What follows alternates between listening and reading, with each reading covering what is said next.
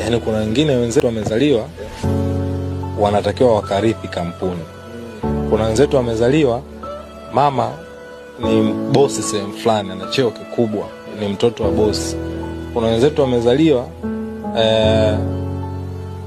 hajui shida, ni amezaliwa hospitali kali, kila kitu kikali. Hao wametunukiwa, kila kitu wamekikuta kipo kwenye njia.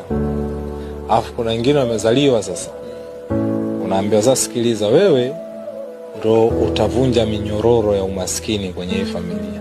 Yaani kila siku unaamka kwa wewe ni finali. Yaani mpira upo miguuni mwako, utakiwa uichezeshe timu. Unapata 100,000, mama anataka kula, baba anataka kula, watoto wanataka kula, kila mtu anataka kula. Kwa kisha jiona umezaliwa katika familia hiyo ya kwamba kila siku finali.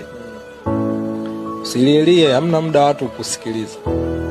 Dunia isikilize watu wanaolialia. Dunia haitaki wanyonge. Dunia nafasi ya mnyonge ishakataa muda sana. Kama kuna kitu ambacho wewe kinatakiwa ukifanye kuuaga umaskini, kifanye kwa bidii yote.